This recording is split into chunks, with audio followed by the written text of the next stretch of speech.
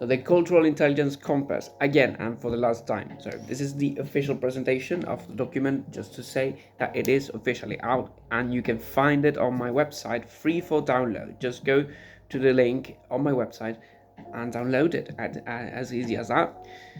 So the cultural intelligence compass is a document that I worked on in order to gather some ideas that I had from my own experience, my studies, and all my observations as a translator, interpreter, teacher, and just simply a foreign guy living in France and having interacted with a lot of people from many cultures and countries. Since I am particularly interested in the topic of multilingual agency, well, it requires also an interest in cultures. So the thing is that the goal of having a cultural intelligence compass is just to see cultures from a neutral perspective and to see cultures in a way that will allow us to go in different directions without judgment, with empathy, and of course, making the right choices. The thing is that when we have our culture, we can see others in a way. I mean, regardless of historical backgrounds and conflicts and anything, I think that nowadays, if we want to work for peace and we want to work for a better world, and if we want to understand what the mess that is the interconnected world through the internet and so on, we need to have this notion of cultural intelligence. So I think that we all, every human being, can understand these notions because they are very simple. I mean, if you look at them, they are quite simple, but they are still very important. So I will be just skimming the through the text and to just comment about it. But anyway, if you want to check it out, just go ahead and download it and read it on your own. So the cultural intelligence compass. So of course I start with an introduction, with a talking about the context and the purpose of this text. So then I talk about the definition of cultural intelligence. So cultural intelligence can be defined as this ability to interpret and adapt to different cultural contexts, both at a behavioral and cognitive level. It involves empathy, flexibility, and the capacity to decode symbolic structures and social cues that govern a particular culture. It is not simply knowledge of cultural facts, but the ability to integrate them into one's worldview to communicate effectively and authentically with others. It is the differentiating factor that brings you genuinely and permanently closer to other cultures and languages. So, I think that having a cultural intelligence compass, as you can see from the definition, is simply a strategic thing to do in order to understand the world and to integrate other worldviews for more solutions, I guess, and for more creativity and for a better understanding of what we are living. So why it matters today, of course, I'll talk about that as well. Foundational concepts such as the cultural intelligence as a multi-dimensional lens.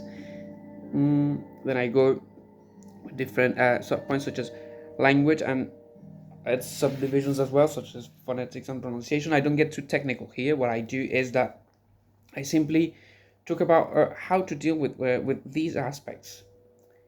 I think that I will have the opportunity to talk later about things about phonetics and pronunciation.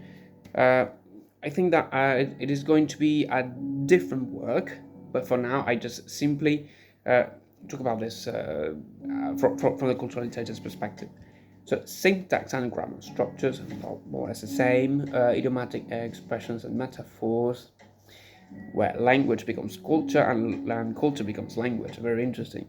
So idiomatic expressions and metaphors, communication styles, direct versus indirect, language and identity, history. So I go with colonial past and its influence on collective identity, major historical conflicts or alliances.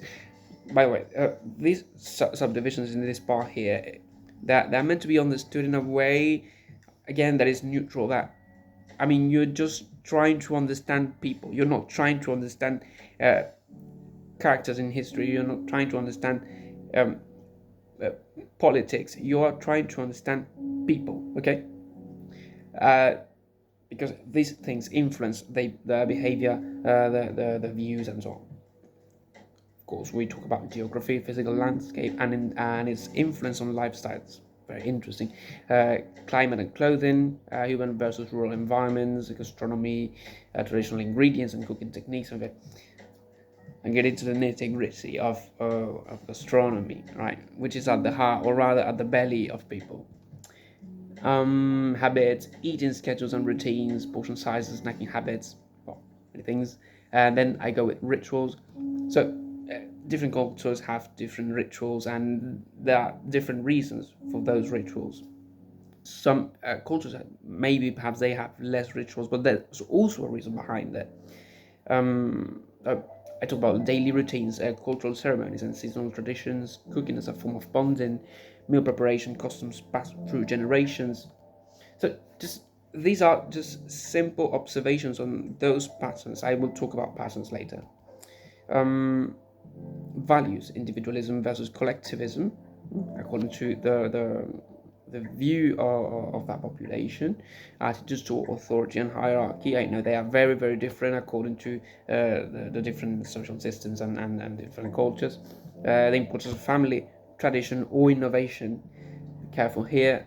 Some tradition has its role, and innovation also has its role. So how to navigate that?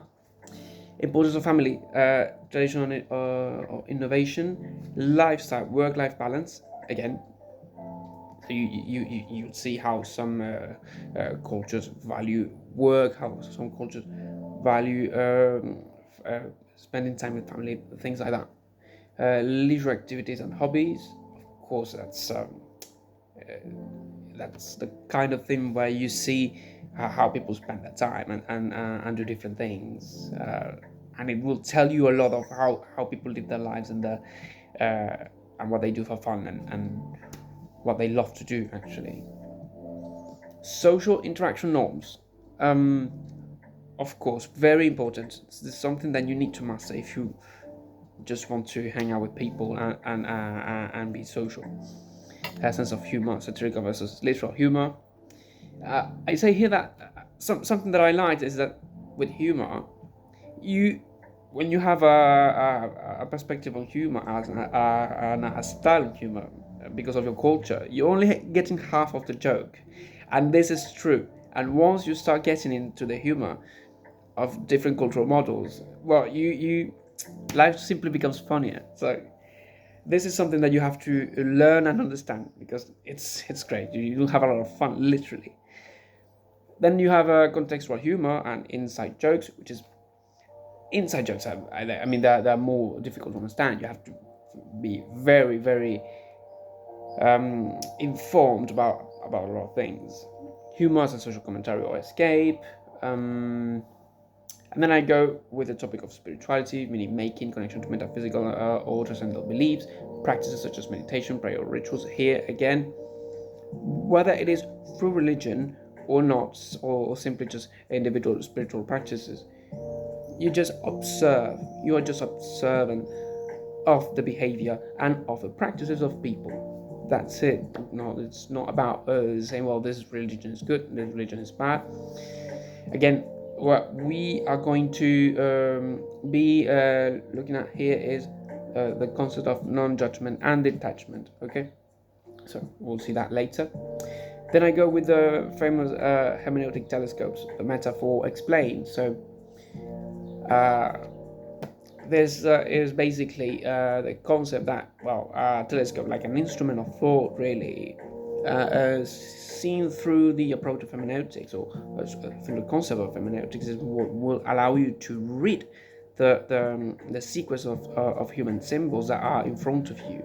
So with hermeneutics, you're simply applying the proper way of adapting your vision and interpreting that. Knowing that a different culture implies or requires a different interpretation. So you need to calibrate your hermeneutic telescopes in order to do a proper interpretation of what you have in front of you. Well, just talk about the explanation of the metaphor here. And then, very important, these are questions that we will be working on later. So what is a pattern? Why does it exist? What is its function? What is the context in which it arises? How common is it across the majority of people in the target culture? And how do I integrate it in my own view in a positive way? So these are the questions you will find in the exercise further below, but we'll talk about that later. So I talk also about the deconstruction and reconstruction work through the Lego metaphor, so which is basically you have a set of cultural elements that constitute who you are.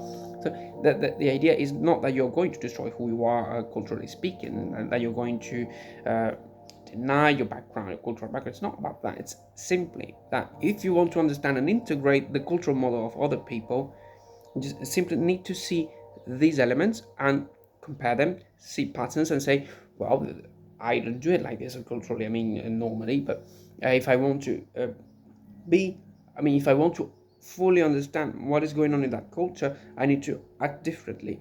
And in this acting differently, we need to have a different perspective, but also we need to move differently. We have to think differently. We have to speak differently. We have to have different references in which we interact. So this is why, by the way, I talk about the concept of agent in the arena. It's a concept that I will be talking about in several parts of my work. But here you are an agent in a different cultural arena. And as an agent in a different cultural arena, you need to adapt to that arena. So this is basically that. So you don't play football the same way you play basketball, for example. It's pretty much that. So you deconstruct your cultural structure, you deconstruct it, and you reconstruct yourself in the target culture. That is basically the Lego metaphor. Well, I talk more about that. Then I talk about the core triads. So empathy, detachment, and non-judgment. These are the basis for cultural intelligence. Very, very important. Practical exercises or reflection prompts I give you at the end. So first exercise, so adopt a different mindset. Second exercise, be curious like an educated child. So like that child who is respectful, who is educated, who is curious, and asks the right questions. So that's what you have to do in our target culture. Then third exercise, of course, play with your Lego pieces. And then for integration strategies, we have building a personal hermeneutic telescope. So with the questions I talked about before, what is a pattern I come across often? Where does it exist? What is its function? What is the context in which it arises? How common is it across the majority of people in the target culture? And how do I integrate it in my own view in a positive way? See that this way you are working objectively towards a positive integration of different attitudes and different behaviors from a cultural perspective. And then for the conclusion, call to action, so I talk about the benefits of guiding your navigation with the cultural intelligence compass, and then a short comment on the interconnected world and multilingual agency. So that's it for the document, and you will see that I have some links. So the link to my website, which is not 100% ready, but if I keep waiting for the website to be 100% ready, I mean, I will never share. So I just at least you have the URL to my website, which, by the way, in which you will find this product and others that will be coming in the near future.